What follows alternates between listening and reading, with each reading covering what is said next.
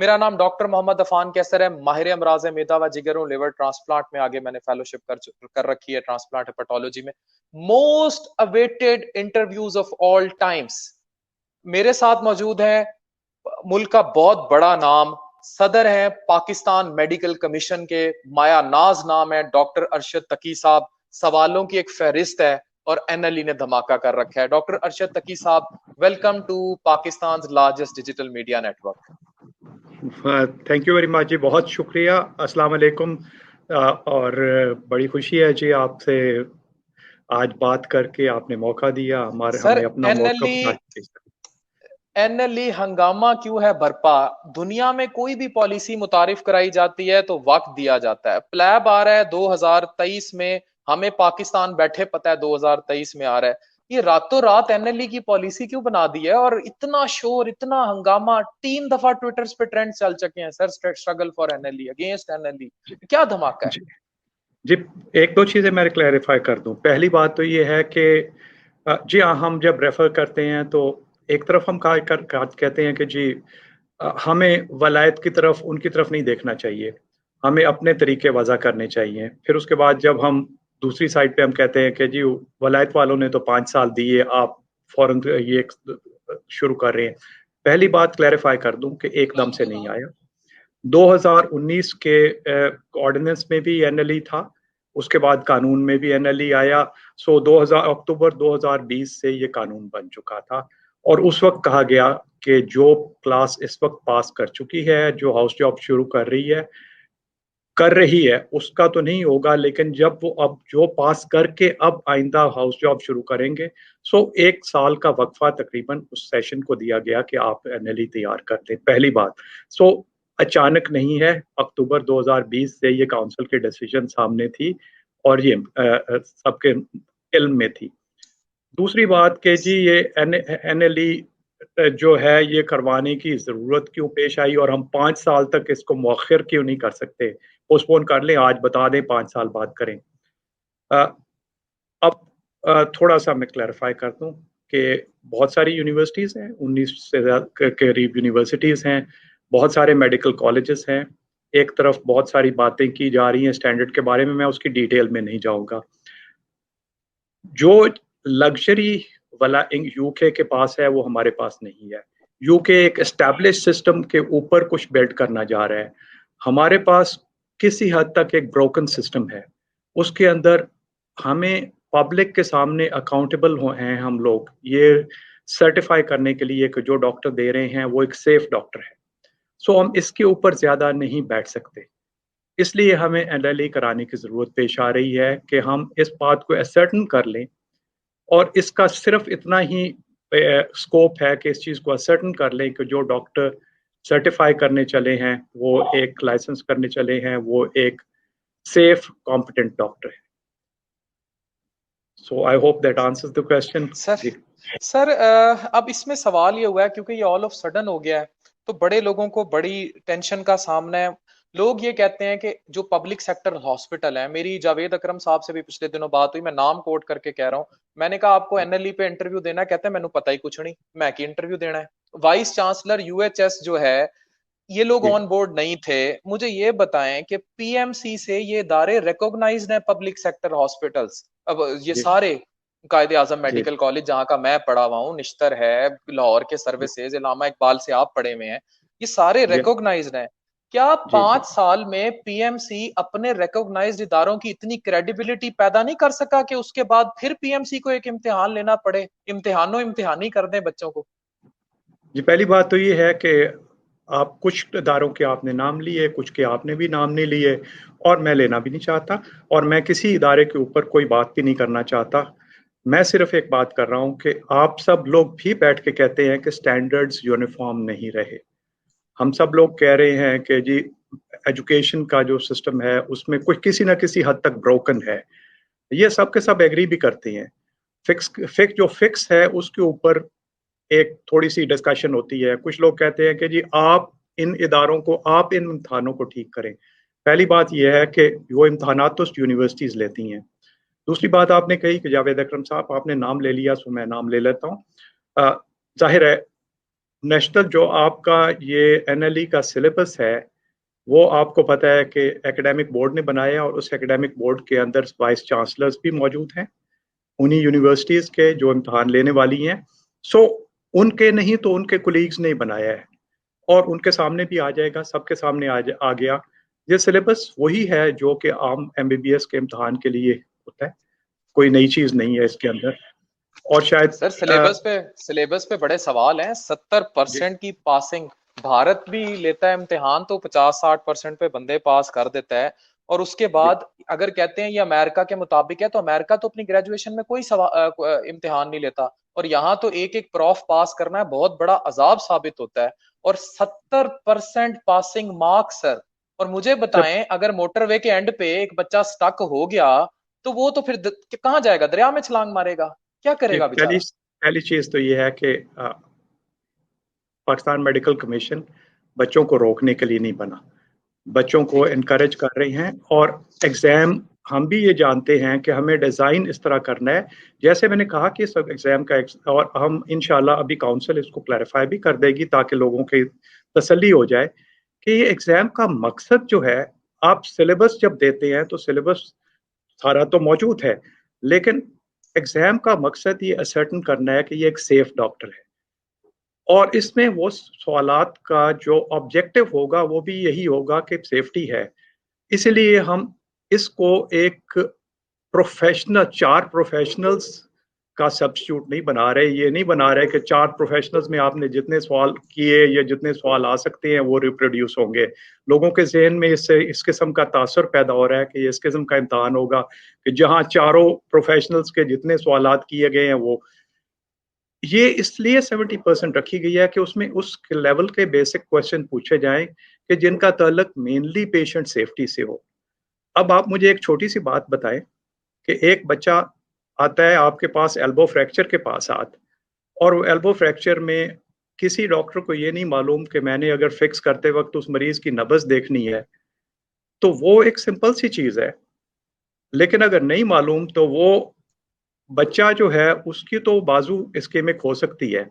अब अगर वो कहे कि यार ये सवाल मुझे चॉइस में दे दो, तो वो मरीज आ गया, तो फिर आप क्या करेंगे? क्या हम ये कहेंगे कि ये सवाल तो मुझे चॉइस में आया था, इस अगर मरीज को मैंने गलत ट्रीट कर दिया तो कोई बात नहीं। जिन सवालात का ताल्लुक पेशेंट सेफ्टी से होता है, उन सवालात को वेटेजेस दे के इस तरह डिजाइन किया जाएगा कि हम सिर्फ ये असर्टन कर लें कि जिसको आप लाइसेंस दे रहे हैं वो एक सेफ डॉक्टर है, जो बेसिक सर सेफ्टी ये के बताएं, मैटर।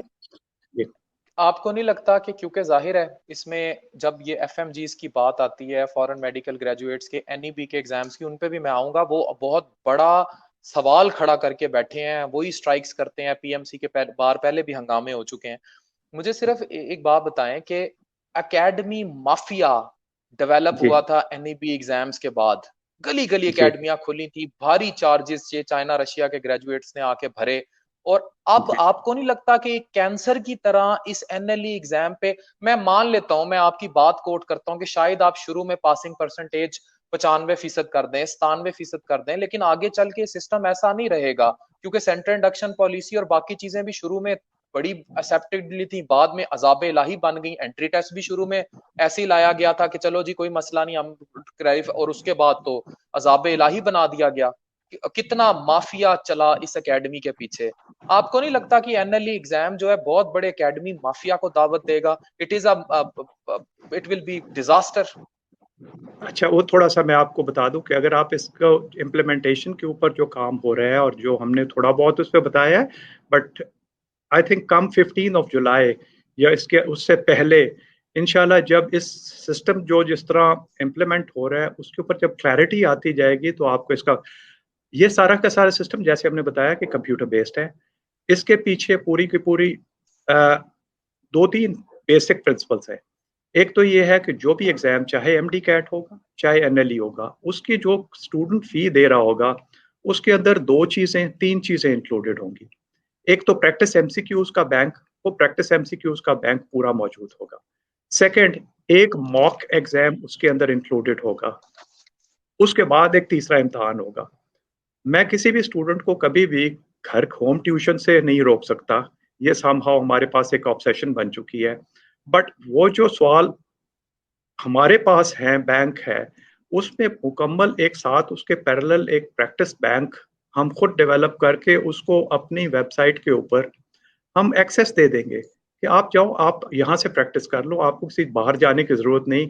जिन्होंने बनाए हैं उन्होंने ये प्रैक्टिस एमसीक्यू बनाए हैं। तो जैसे बोर्ड रिव्यू होते हैं तो हम प्रैक्टिस प्रैक्टिस एमसीक्यू दे देंगे, जिसके लिए वो एक्सेस हम दे देंगे कि जो भी रजिस्टर्ड स्टूडेंट होगा वो एक्सेस करे, और एक कंप्लीट सर मॉक बाहर एग्जाम उसके अंदर शामिल होगा। और अगर आप सही। मजीद मॉक एग्जाम लेना चाहेंगे तो माइनस फी के लिए वो भी ले लें। सो हम तो ये ऑप्शंस दे रहे हैं कि आप कहीं ना जाए, हम खुद आपको गाइड करेंगे कि ये इम्तहान है, ये इसको देख लो, इसकी तैयारी कर लो। सर अगर कोई तालिब इल्म मुल्क में रहना ही नहीं चाहता, वो कहता है मैं नहीं देता आपका लाइसेंसिंग एग्जाम, जी मैं यू एएमसी करूंगा या मैं प्लैब करूंगा या मैं यूएसएमएलई करूंगा, फिर जी। पीएमसी क्यों कहता है कि आपने जो है, फिर भी हम एनओसी तब देंगे अगर आप हमारा एनएलई दें? वो काम ही नहीं करना चाहता, ही डजंट नीड नेशनल लाइसेंस, नहीं फिर क्यों दे? नहीं जनाब, नहीं जनाब, आप ना दे। अभी भी इस वक्त भी स्टूडेंट आते हैं, वो नहीं एनएलई देते। उन्होंने ग्रेजुएशन की, मतलब ये एक ब्रेकिंग हम दे उन्होंने दें कि जिन्होंने उन्होंने एएमसी यूएसएमएलई प्लैब देना है वो ना दें वो एनएलई? ना वो जाए, वो जहाँ के वहाँ के इम्तहान दे दे, क्योंकि उनको प्रोविजनल मिली है, वो वहाँ के जाके एग्जाम देते हैं। वहाँ जाके उसके बाद वो स्पेशलाइजेशन कर लेते हैं, वहाँ से उसने यूएस बोर्ड कर लिया। वो बोर्ड करने के बाद वो आता है हमारे पास कि मैं स्पेशलिस्ट लाइसेंस लेना चाहता हूँ, हम उसको एज सही। स्पेशलिस्ट लाइसेंस दे देंगे, उसके लिए उसको एनएलई की कोई जरूरत नहीं है। हाँ, अलबत्ता अगर वो सही। लाइसेंस बोर्ड करने से पहले वापस आएगा और आके कहेगा मुझे लो, तो फिर उसे एनएलई देना पड़ेगा।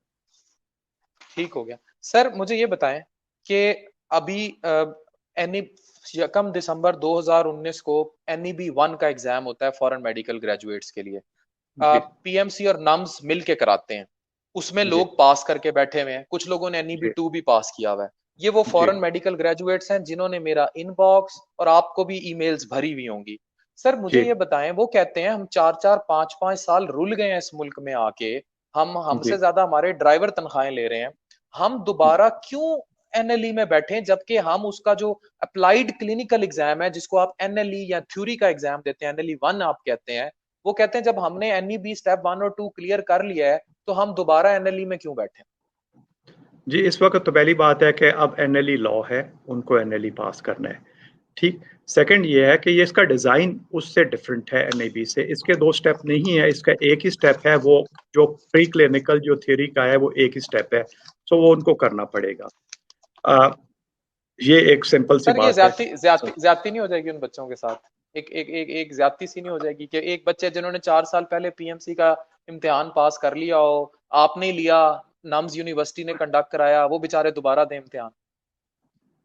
इसमें जी एक सिंपल सी, मेरे पास तो ये एक सिंपल सी बात है कि हमने अब एक लॉ बना दिया है। इस लॉ के तहत जो बंदा आया है उसको नेशनल लाइसेंसिंग एग्जाम देना है, वो देगा। अगर वो उस वक्त तीनों स्टेप कर चुके होते तो वो उसको क्रॉस कर चुके होते। अगर उन्होंने वो बैरियर क्रॉस नहीं किया तो फिर हम उसको एक ही एग्जाम है, ये यूनिफाइड एग्जाम देंगे। अब इसमें कोई हम एग्जाम्पशन एक्सेप्शन नहीं अंडर करते। कंसिडरेशन नहीं है? कोई एग्जाम्पशन इस अंडर इस कंसिडरेशन? इस वक्त तक कोई एग्जाम्पशन अंडर कंसिडरेशन नहीं है।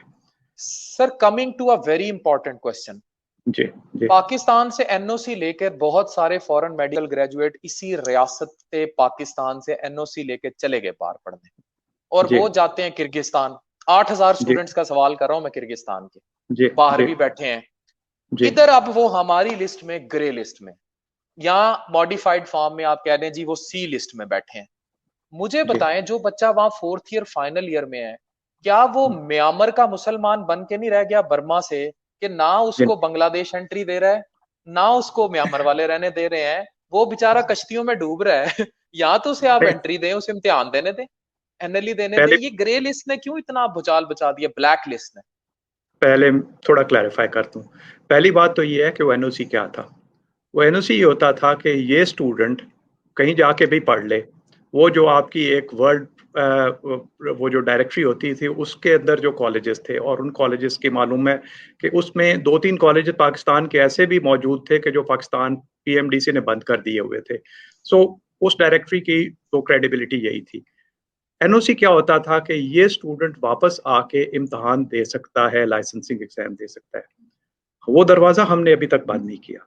इवन जो लिस्ट सी में है, लिस्ट सी, पहली बात मैं क्लैरिफाई कर दूं कि ये जो पहली थी ग्रीन, ग्रे और वो black. List black. Black list बनी थी, उसमें सिर्फ उस वक्त ये कहा गया था कि ग्रीन लिस्ट वो हैं जिनको कि हमने on the basis of information we have हमने उनको एक्सेप्ट किया। ग्रे लिस्ट वो है जो अंडर कंसिडरेशन है, और ब्लैक लिस्ट वो है कि जिनको उस वक्त हमने कहा था कि ये क्लियरली अभी हमारे हिसाब से ये स्टैंडर्ड पे पूरी नहीं उतरती। ये एक इंटरम अरेंजमेंट थी। उसके बाद हमने 3 बनाई लिस्ट, और उसके तहत हमने लाइसेंसिंग पाथवे बनाए हर एक के लिए। जो लिस्ट ए की यूनिवर्सिटी है उसके अंदर का उसका स्टूडेंट वहां से सीधा आए, यहाँ उसको प्रोविजनल लाइसेंस मिलेगा, हाउस जॉब करेगा, एनएलई देगा और पास, और उसके बाद आपका काम वो फुल लाइसेंस ले सकेगा। जो लिस्ट बी वाला है उसमें हमने कहा कि जी आपको जिस मुल्क में हैं वहां का लाइसेंस लें और वहां हाउस जॉब करें। और तीसरी जो है लिस्ट सी, उसमें हमने कहा कि जी वहाँ का पहले लें, उसके बाद हाउस जॉब करें, फिर यहाँ पे आके आप इम्तहान दे के हाउस जॉब करें। और उसकी मैं आपको बड़ी वजह बताता हूँ। पहली बात तो आप जहन में हम सबको एक रखनी चाहिए, और आप सब डॉक्टर्स रात हम सब जानते हैं, हम समझते हैं ये एमबीबीएस 5 साल का है। हम सबको मालूम है ये 5 साल का एमबीबीएस नहीं होता। एक्चुअल ग्रेजुएट डिग्री आपकी 6 साल की है, जिसके अंदर 1 साल हाउस जॉब है। अब हमारा जो सिस्टम अब तक चल रहा है उसके अंदर तो ये है कि जी जो फॉरेन ग्रेजुएट्स हैं, अब जो यूनिवर्सिटीज उनको वहां पढ़ा रही हैं, जैसे कि कानून पाकिस्तान के अंदर है कि जिस यहाँ का स्टूडेंट अगर किसी प्राइवेट या पब्लिक मेडिकल कॉलेज का स्टूडेंट है, तो बाय लॉ मैंडेटेड है कि उस कॉलेज वो कॉलेज उसको पेड हाउस जॉब दे। ये आपको मालूम है, आप सबको मालूम है, ये कानून का हिस्सा है। अब फॉरेन ग्रेजुएट का क्या है कि फॉरेन ग्रेजुएट को वो यूनिवर्सिटी वहाँ डिग्री पकड़ाती है और उसे कहती है हाउस जॉब वहाँ पाकिस्तान में आके करो। हम उनको हाउस जॉब देने के पाबंद नहीं है। वो अपनी रिस्क और कॉस्ट पे गए थे बच्चे। जिस तरह हम कह सकते हैं कि जी जिस तरह आप हम पाकिस्तान की यूनिवर्सिटीज के लिए या कॉलेजेस के लिए मैंडेट कर रहे हैं कि आप इनको हाउस जॉब दे के भेजो, इसी तरह हम उन्हें यह भी कह सकते हैं कि जनाब आप अपनी हाउस जॉब कंप्लीट करके आओ। हमने ये कहा कि जहां जिन जिन यूनिवर्सिटीज के बारे में हम हमें वो सर्टेनिटी नहीं, या on the basis of criteria we have made कि वो लिस्ट ए में आए, तो उनको हम कहते हैं कि जी आप वहाँ हाउस जॉब करके आओ, आप कंप्लीट करके आओ, ताकि हमें सर्टेनिटी हो कि आप जिस यूनिवर्सिटी में काम पढ़े हैं वहाँ की अपना रेगुलेटर और वहाँ का अपनी गवर्नमेंट उसको मानती है और उसके ग्रेजुएट को हाउस जॉब देने के लिए तैयार है। क्योंकि माइंड यू प्लीज एक जहन में रख लीजिए कि बहुत सारे मुल्कों में इस वक्त एमबीबीएस प्रोग्राम शुरू हो रहे हैं जो हो चुके हैं, जो कि स्पेसिफिक सिर्फ पाकिस्तानी स्टूडेंट्स के लिए। अब आप एक खुद सोच लें कि अगर आप हमें इल्म हो या आपको इल्म हो कि यहाँ से एक आप लेके जाते हैं एक स्टूडेंट को एक ऐसे कॉलेज में पढ़ा रहे हैं जिसमें वहाँ पे सिर्फ पाकिस्तानी स्टूडेंट्स के लिए बना है, तो मुझे थोड़ी सी एंजाइटी होगी उसके बारे में। सो हम चाहेंगे कि हमें कुछ सर्टेनिटीज हो, इसलिए हमने पाथवेज का रास्ता हमने रोका किसी का नहीं है, लेकिन हम चाहते हैं कि जो ऐसे कॉलेजेस हैं वहाँ से ग्रेजुएशन के बाद पाथवे को इतना किया जाए कि हमें ये सर्टेनिटी हो कि वो एटलीस्ट एक प्रोसेस से गुजर के आया स्टूडेंट। सो किसी को अभी हमने रास्ता रोका नहीं है। अलबत्ता जहाँ सब स्टैंडर्ड कॉलेजेस में हमें नजर आते हैं या महसूस होते हैं by the standard of their own regulators and international regulators, कि उनके लिए हमने पाथवे ऐसा किया है कि हमें सर्टेनिटी होनी चाहिए कि वो कुछ वहां से करके आए कंप्लीट। सर उनको तो कोई आई जो होप चले गए हैं, ये क्योंकि अब रेट्रोस्पेक्टिव तो नहीं लगी, तो यूं आ गई आप मतलब लोग तो यही कहते हैं जी रातों रात आ गई। लोग जी लोग तो ये भी कहते हैं टेलीफोन पे आ गई पॉलिसी। मैं अब खुल के कैमरे पे बातें इसलिए कह रहा नहीं हूँ क्योंकि लोग ये बातें बिल्कुल करते हैं। बिल्कुल जी ये लफ्ज एक जो है ना आप कहते हैं कि रेट्रोस्पेक्टिव आ गई। मैं थोड़ी सी एक चीज क्लैरिफाई कर दूं। एज ए रेगुलेटर हमारी प्राइमरी रिस्पॉन्सिबिलिटी क्या है? हमारी प्राइमरी रिस्पॉन्सिबिलिटी पाकिस्तान के अवाम को सर्टेनिटी देना है, एक यकीन दहानी कराना है कि ये जिसको हमने ये लाइसेंस दिया है ये एक सेफ डायरेक्ट डॉक्टर है, ये तुम्हारे बच्चों का, तुम्हारे बड़ों का, तुम्हारा इलाज तसल्ली से करेगा। अब मुझे कहा जाता है कि जी मुझे मालूम तो हो गया कि इस इंस्टीट्यूशन या इस इदारे या इस रास्ते से जो स्टूडेंट आ रहा है वो उस लेवल का तो नहीं है, लेकिन क्योंकि आपने उसको 5 साल पहले नहीं बताया था लिहाजा इसको तो लाइसेंस दे दें। तो क्या मुझे ये मालूम इस इंफॉर्मेशन आने के बाद भी, एंड प्लीज रिमेंबर कि पाकिस्तान मेडिकल कमीशन क्यों बना? क्योंकि कुछ ना कुछ मसाइल हो रहे थे उस प्रोसेस के अंदर। अगर यही जो कॉलेजेस जिनके बारे में मैंने आपको बताया है फॉरेन ग्रेजुएट्स, एक मुल्क ऐसा है कि जिसकी आबादी 60 लाख है टोटल, उस मुल्क में पाकिस्तान के एम्बेसडर ने हमें खत लिखा कि 2019 में 9,000 पाकिस्तानी स्टूडेंट वहां एमबीबीएस में दाखिला लेने गया है। अब क्या ये ब्रोकन सिस्टम की निशानी नहीं है? तो अगर ब्रोकन है और मुझे मालूम हो गया है तो सर फिर लेकिन मुझे फिर पूरा भी इसकी जिम्मेदार तो रियासत है ना, रियासत को फिर ऑन भी करना चाहिए। जिम्मेदार भी तो रियासत है ना, गए क्यों? जी, कोई पहली ऑनरशिप बात नहीं तो ये देगी है, रियासत। पहली बात तो ये है कि जिम्मेदारी जो होती है रियासत की, मेरी, हम सब की एक कंबाइंड जिम्मेदारी होती है। मैं अगर पाकिस्तान से कहीं से जाता हूँ, डॉक्टर बनने जाता हूँ, और मुझे 5 साल मालूम है कि मुझे उन्होंने कुछ नहीं पढ़ाया, तो कुछ एज ए स्टूडेंट मेरी भी तो जिम्मेदारी है। मैंने भी तो हट के मेडिसिन में सर सोसाइटी से वो इज्जत ली।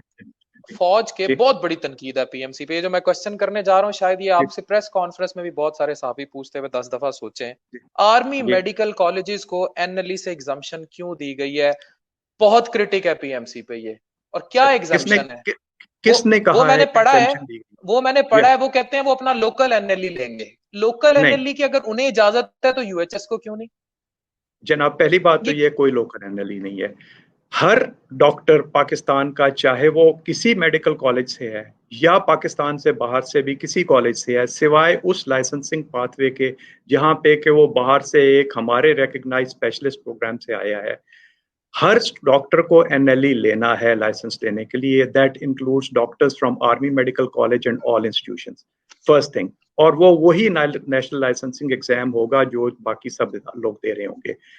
फर्क सिर्फ ये है कि आर्मी के ग्रेजुएट जो हैं वो जैसे ही वो पास करते हैं उनको भेज दिया जाता है पीएमए में। तो उनका था कि हमारा, क्योंकि ये जो स्टूडेंट है, हमने कहा था कि आपने 1 साल का वक्फा जिसके अंदर प्रोविजनल लाइसेंस लेके और हाउस जॉब करके आपने उसके अंदर आपने एनएलई देना है फुल लाइसेंस के लिए। तो उन्होंने कहा जी हमारा स्टूडेंट जाता है पीएमए में, पीएमए से फारिग होके वो कैडेट की ट्रेनिंग करके फिर वो यूनिट में जाता है, तो आप हमें ये इजाजत दें कि वो यूनिट में पोस्टिंग से पहले वो एनएलई पास कर ले। सो अब यूनिट में पोस्टिंग से पहले, जहां पहली दफा उसकी डॉक्टर के तौर पे पोस्टिंग होती है, उससे पहले उसके लिए यही वाला नेशनल लाइसेंसिंग एग्जाम पास करना मैंडेटरी है। सो कोई वो एग्जाम्पशन नहीं पीएमसी लेगी, वो पीएमसी जी। लेगी। वो पाकिस्तान यही वाला एनएलई जनाब, यही वाला एनएलई जो सही। बाकी हर स्टूडेंट ले रहा होगा वो उनको देना होगा, बाकी जो डॉक्टर ले रहा होगा वो उनको देना होगा। सर तो इसमें ट्रेनिंग कोई क्यों नहीं मिल एक्सेप्शन रही? अब एक सवाल और है। लोग कहते हैं नहीं। पाकिस्तान में, अब मैं मेदे जिगर का स्पेशलिस्ट बन के बैठा हूं, आगे भी फेलोशिप कर ली, जी यहां तक आने के लिए तो अब रूट में इतनी ईंटें हैं। पहले एनएलई, जी एनएलई में फंसो, उसके बाद आगे पार्ट वन दो, एमडी का पार्ट वन या एफसीपीएस का पार्ट वन, उसके बाद बीएचयू पे जाके धक्के खाओ, फिर ट्रेनिंग, फिर सेंटर इंडक्शन। ये बच्चे तो खज्जल ही होते रहेंगे सारी जिंदगी। 50-60 साल की उम्र में जाके जनाब वो एफसीपीएस करेगा बंदा। मुझे बताएं, ट्रेनिंग ट्रेनिंग इसको फिर यूएसएमएल, अगर पीएमसी तरक्की कर ही रहा है, सारा कुछ है, तो जी why why a licensing exam is not a surety if it is going to copy USMLE? Faisal Sultan साहब ने मेरे इंटरव्यू में कहा था कि हम इसको इतना क्रेडिबल बना देंगे कि अमेरिका बरतानिया वाले आपको इसकी बेस पे कुछ एग्जाम्पशंस देंगे अपने इधर उधर मुल्कों में। मुझे सिर्फ एक जी बात का जवाब दें, एनएलई अपने मुल्क में ट्रेनिंग की बात क्यों नहीं करता? जी। Post graduate training. पहली बात तो ये है कि अगर हमें आप हमें करवाने तो दें, उसके बाद नेक्स्ट स्टेप, पहले तो हम कह रहे हैं कि हमें सबसे पहले एक बेसिक लाइसेंसिंग एग्जाम लेने दें कि जैसे गाड़ी चलाने से पहले आप एक टेस्ट ले लेते हैं कि जी क्या ये सेफ डॉक्टर है। मूविंग फॉरवर्ड हमारा तो ऑब्जेक्टिव वही है, हमारा ऑब्जेक्टिव एक्चुअली वही है कि मूविंग फॉरवर्ड हम इस एग्जाम को उस तरह ले आए। बट उसके लिए तमाम स्टेक होल्डर्स को लेना होगा कॉन्फिडेंस में। आप सीपीएसपी को, जो कि एक ऑब्वियसली पोस्ट ग्रेजुएट इदारा है, या बाकी जो इदारे हैं, उनको कॉन्फिडेंस में लिए बगैर उसको आप स्टेप वन का सब्स्टिट्यूट नहीं ले सकते। फिर स्टेप वन में भी बहुत सारे पाथवेज हैं। इस वक्त बहुत सारे बच्चे जो हैं वो स्टेप वन नहीं कर रहे, वो स्पेशलाइज ट्रेनिंग में नहीं जा रहे, वो जनरल प्रैक्टिस में जा रहे हैं। सो उनको हम मैंडेट नहीं कर सकते।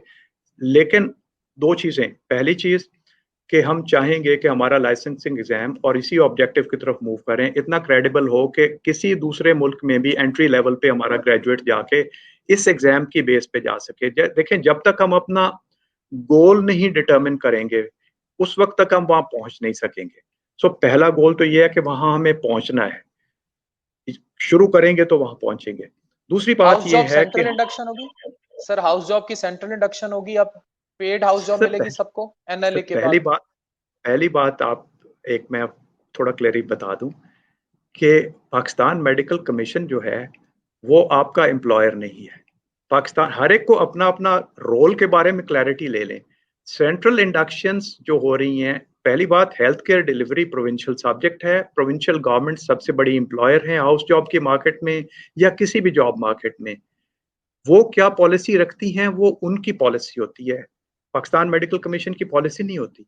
Pakistan medical commission central induction या नॉन सेंट्रल इंडक्शन या हॉस्पिटल लेवल की इंडक्शन हम ये डिटरमिन पेड हाउस जॉब की एनएलई गारंटी नहीं देगा, दैट्स इट। नहीं। पहली बार नहीं नहीं, एक सेकंड। जी जी जी जी। पेड हाउस जॉब की गारंटी एनएलई नहीं, पेड हाउस जॉब की गारंटी कानून दे रहा है। ठीक कानून है। ने मैंडेट किया है हर कॉलेज के लिए कि वो अपने तमाम ग्रेजुएट्स को पेड हाउस जॉब दे, पहली बात। दूसरी क्या हो रही है, और ये एक तल्ख हकीकत है जिसकी तरफ अब मैं अगला मेरे ख्याल में अभी आ जाऊं तो बेहतर है, क्योंकि इससे बाद थोड़ी देर बाद आप पूछ लेंगे। तल्ख हकीकत ये क्या रही, हमारे बहुत सारे ऐसे इदारे हैं जहाँ पे कि हॉस्पिटल्स जो हैं आपके टीचिंग हॉस्पिटल्स, वहाँ पेशेंट्स नहीं है। और ये और मेरी हट के ये ना कहिए क्या किसने बनाए हैं, हमने ये इनहेरिट किए हैं, पाकिस्तान मेडिकल कमीशन ने वो तमाम हॉस्पिटल्स और तमाम इदारे। अब वहां पे जब नहीं है तो वहां का ग्रेजुएट क्या करता है कि वो जाके पब्लिक सेक्टर में और या बिजी अस्पतालों में जाके पेशेंट्स अनपेड। देखने के लिए और ऑन अनपेड जॉब करता है। हमने इस बार कहा है कि जनाब नहीं, हम आप ये नहीं कहेंगे, तमाम इदारे अपने अपने डॉक्टर्स को पेड हाउस जॉब दें। क्योंकि होता क्या है कि उसको एक इदारा हॉस्पिटल जहाँ पे के 5 हाउस जॉब्स की या 10 हाउस जॉब्स की गुंजाइश है, वहां 30 7 ऑनरी हाउस जॉब मिल जाते हैं। और वो जिन इदारों को की जिम्मेदारी थी उनको हाउस जॉब देना, उनको तो आराम से वो स्टूडेंट छोड़ के चला जाता है, उनको जॉब देने की जरूरत ही नहीं पड़ती। सो पेड हाउस जॉब की कानून गारंटी देता है, पाकिस्तान एनएलई नहीं, कानून गारंटी देता है कि हर इदारा पाबंद है कि अपने स्टूडेंट को 1 साल की पेड हाउस जॉब दे। सर ये बी लिस्ट के बच्चे बड़ा शोर मचा रहे हैं, कह रहे हैं जी आधों को प्राइमरी आरएमपी दे दी गई है, आधों को नहीं दे दी गई, ये क्या चक्कर है? आधे आधे या पूरे की बात नहीं थी, आधे या पूरे की बात नहीं थी। उसके अंदर ये हुआ था कि कुछ यूनिवर्सिटीज जो थी, जो पहले शुरू में ग्रीन लिस्ट में आई, जब अभी इनिशियल असेसमेंट के ऊपर, और अभी उस वक्त क्राइटेरिया नहीं बना था, बाद में उसकी बेसिस पे उनको वो प्रोविजनल लाइसेंसेस मिले। उसके बाद जब वो क्राइटेरिया बनाया गया, और क्राइटेरिया के अंदर वो बड़ा क्लैरिटी थी कि एक तो जो हमारे इंटरनेशनल जो मेन बड़े बड़े रेगुलेटर्स हैं, अगर वो एक कॉलेज को तस्लीम करते हैं, जैसे एफएमजी जो ईसीएफएमजी है या ऑस्ट्रेलियन मेडिकल काउंसिल है या जनरल मेडिकल काउंसिल है, तो एक तो वो क्राइटेरिया। दूसरे उसके अलावा कि कोई इंटरनेशनल रेगुलेटरी बॉडी या एक क्रेडिबल ट्रांसपेरेंट रेगुलेटरी बॉडी, उसकी इंडिपेंडेंट रेगुलेटरी बॉडी ने भी उसको सर्टिफाई किया है, तो दो क्राइटेरिया, जहां दो क्राइटेरिया मिल रहे थे वो ए लिस्ट में आ गया। अब जैसे चाइना की मिसाल देता हूँ, चाइना के बहुत सारे कॉलेजेस जो थे, चाइना ने खुद WFME के साथ मिलके, world federation of medical education के साथ मिलके अपनी एक इंडिपेंडेंट रेगुलेटरी बॉडी बनाई। वो चाइना के तमाम कॉलेजेस की इंस्पेक्शन कर रही है। अब जिन जिन कॉलेजेस को वो इंस्पेक्ट करके रिकग्नाइज करती जा रही है, अपनी लिस्ट में डाल रही है, उनको हम ए में डाल रहे हैं। अब आप ये देख लें कि वो अपने गवर्नमेंट के कहने पे भी जाके उनको जल्दी नहीं कर रहे, वो करने सर वी हमने आर अपना रनिंग शॉर्ट ऑफ टाइम, और क्वेश्चंस जी हैं चार पांच। बायोमेट्रिक जी वेरिफिकेशन, इसने फिर जी। टेंशन डाल दिया है, और वो वकील साहब जो है सर हमारे, उन पे बड़े लोग सवाल उठाते हैं, यार ये हमें बायोमेट्रिक वेरिफिकेशन पे डरा रहे हैं, 45 दिन में कराएं और तरीका नहीं बताया नहीं जा सर, रहा, हमारे नहीं लाइसेंस। मैं आपको पहले एक दो चीजें क्लियर करा दूं। पहली बात यह है कि बायोमेट्रिक वेरिफिकेशन हमारी अपनी सिक्योरिटी है। जब मैं बैंक अकाउंट खुलाता हूं तो मेरी बायोमेट्रिक वेरिफिकेशन क्यों होती है? इसलिए कि कोई और मुझे इम्पर्सनेट ना कर सके।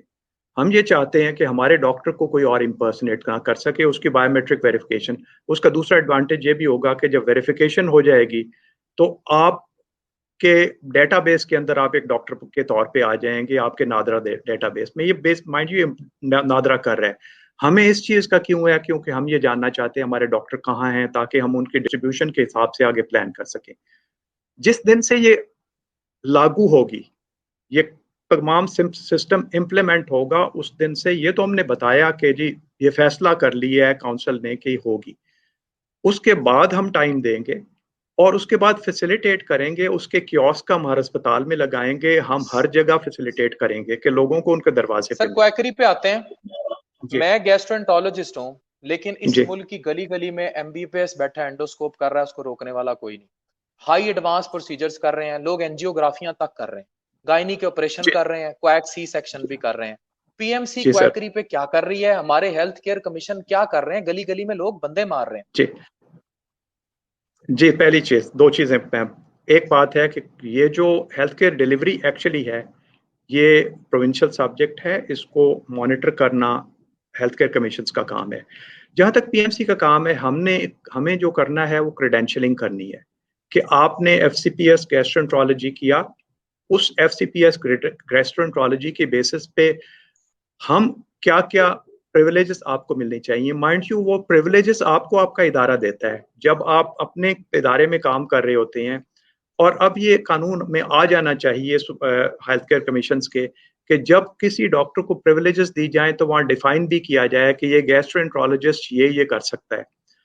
हमारे एंड पे हम ये करें, हम ये सिस्टम में जा रहे हैं कि क्रेडेंशियलिंग के लिए क्राइटेरियाज बना दें कि अगर आप गैस्ट्रोएंटरोलॉजिस्ट हैं और आप ईआरसीपी भी करना चाहते हैं तो उसके लिए आपके लिए क्या ट्रेनिंग होनी चाहिए। उस काम के लिए हम जो प्रोफेशनल सोसाइटीज हैं उनसे भी एडवाइस लेंगे, हम college of physicians and surgeons Pakistan की फैकल्टीज से भी एडवाइस लेंगे, और उसके बाद एक क्रेडेंशियलिंग के एक मैकेनिज्म बना देंगे ताकि, और उसके बेसिस पे जो प्रिविलेजेस हैं उनको वो देना हॉस्पिटल्स का और इदारों का काम है, सर और उसको मॉनिटर एमसीपीएस करना है। मेडिसन, जी एमसीपीएस जी मेडिसन और फैमिली मेडिसन जी जो एक नया वो है, मैं सीपीएसपी पे भी इस पे बार बार करता हूँ कि फैमिली मेडिसन के बाद लोग अपने आप को कंसल्टेंट लेवल 3 स्पेशलिस्ट लिखते हैं, और वो एंजियोग्राफियां भी जी करते हैं, एंडोस्कोपियां भी करते हैं, सर, कोलोनोस्कोपियां मैं भी करते हैं। इनको कोई पूछने वाला है? पहले पहले क्लैरिफाई कर दूं कि हम एक स्पेशलिस्ट रजिस्टर बनाने लगे हैं, इंशाल्लाह भी उसका ये इन बनना प्रिंसिपल चाहिए हो सर, गया है। बिल्कुल। जी, वो पब्लिक रजिस्टर होगा ताकि आप जाएं, आप देख ले मेरा ये डॉक्टर स्पेशलिस्ट है या नहीं है। सही है। सर ये बताएं, एक और बड़ा सवाल था, हायर एजुकेशन कमीशन ने जब, जाहिर है अब आप कहते हैं कि इदारा ही एक्सपीरियंस दे, इदारा एपी रखता है, एसोसिएट रखता है, प्रोफेसर रखता है, इदारा रखे, इदारा रिकॉर्ड रखे, इदारा एक्सपीरियंस रखे। आपकी हम वेबसाइट पे अपना पीएमडीसी डालते हैं, लिखा आ जाता है जी अफान कैसर साहब यहाँ रजिस्टर है, बात खत्म। जी वो एपी है, जी एसोसिएट है, इदारे की जिम्मेदारी नहीं है। और जी फैकल्टी तो आप एपी ही रजिस्टर करते हैं। तो क्या आप लोगों का कोई क्राइटेरिया है कि जी इतने साल आप एसआरशिप करें फिर एपी, या कोई इस तरह का कोई क्राइटेरिया है पीएमसी का, या इदारा जिम्मेदार है? पहली बात यह है कि क्राइटेरिया अभी बना के एकेडमिक बोर्ड रेकमेंड कर रहे हैं, हम आगे दे देंगे। एक चीज होती है कि आप गैस्ट्रोएंटरोलॉजिस्ट हैं, आप गैस्ट्रोएंटरोलॉजी के टीचर हैं, एक मिनिमम रिक्वायरमेंट होनी चाहिए जिससे के ऊपर के रह के खसूसन क्लिनिकल डिसिप्लिन में कि एक शख्स, एक डॉक्टर जो है वो फैकल्टी पोजीशन के लिए क्वालिफाई करे। अब फैकल्टी पोजीशन का मतलब है कि आप अंडर ग्रेजुएट और पोस्ट ग्रेजुएट लेवल पे आप टीच कर सकते हैं। उसका मिनिमम क्राइटेरिया जो है वो तो पाकिस्तान मेडिकल कमीशन देगा कि अगर आप दूसरा पाकिस्तान मेडिकल कमीशन ये क्राइटेरिया भी देगा डेफिनेटली कि जी आपने अगर इतने स्टूडेंट्स को पढ़ाना है तो आपके पास इतने फैकल्टी मेंबर्स होने चाहिए। सो एक दो ठीक। दो म्यार के, मिनिमम म्यार एक फैकल्टी मेंबर होने का और मिनिमम नंबर ऑफ फैकल्टी, एक फैकल्टी मेंबर कितने पोस्ट ग्रेजुएट्स को ट्रेन कर सकता है, वो क्राइटेरिया भी एक बड़ा क्लियर हो जाता है। पाकिस्तान मेडिकल कमीशन उस देगा in consultation with post graduate जो इदारे हैं, सीपीएसपी है। लेकिन उससे आगे के, अब आगे किसको प्रोफेसर बनाना है, उसके लिए अगर इदारे खुद अपने एक उससे ऊपर एक म्यार बनाना चाहते हैं और कोई कॉलेज कहता है कि जी मुझे तो पीएचडी चाहिए एक प्रोफेसर, तो उससे हम उसको नहीं रोक रहे कि वो एक एडिशनल एक्सपीरियंस क्राइटेरिया भी अब दे। पीएमसी नहीं देगा, एक्सपीरियंस इदारा देगा?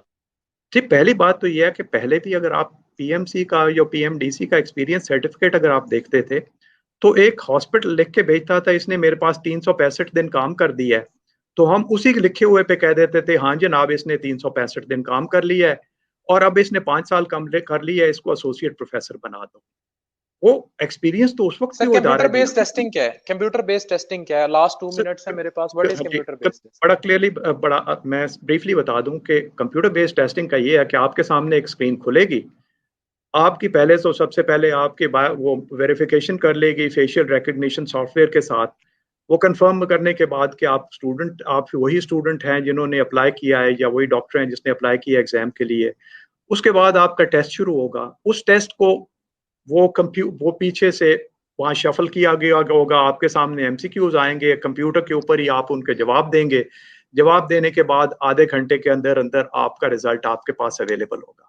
So that is the kind of testing. Sir, issuance अब of new temporary licensing and why it's important, what is it, how it will be implemented? New से temporary licensing. ये temporary licence जो है ये पहले भी दिया जाता था। अब हमने इसके ऊपर सिर्फ इतना किया है कि 3 कैटेगरीज हैं टेम्परेरी लाइसेंस की।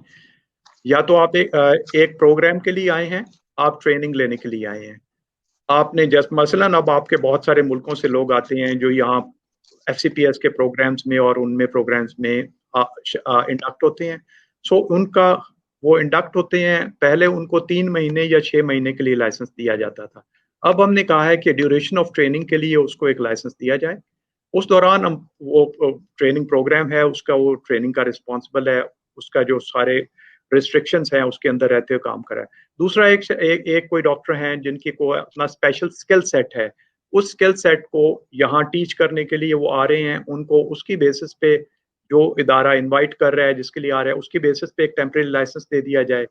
तीसरा एक टेम्परेरी लाइसेंस है कि कोई साहब आते हैं वो यहाँ प्रैक्टिस के लिए एक लिमिटेड टाइम के लिए लाइसेंस लेना चाहते हैं। सो ये वो कैटेगरीज हैं टेम्परेरी लाइसेंस की जो जो एक रिस्ट्रिक्शंस का तहत दी सर, जाए। स्ट्रगल फॉर एनएलई की बात की जाती है, स्ट्रगल अगेंस्ट एनएलई की बात की जाती है, रेजिस्टेंस की बात की जाती है, बहुत बड़े धरने की बात की जाती है, 70% पासिंग मार्क्स पे बहुत बड़ा सवाल उठाया जाता है। ये सारी चीजें अटल हैं या आप लोग पीछे हटेंगे? नहीं सर, पहली बात तो ये है कि हमें एक बड़ा प्रिंसिपल सी बात है कि लाइसेंसिंग एग्जाम होना चाहिए, होगा इंशाल्लाह। सेकंड, उसको लोगों को ये रीअश्योर करना डॉक्टर्स को कि ये उनके लिए कोई बैरियर नहीं है।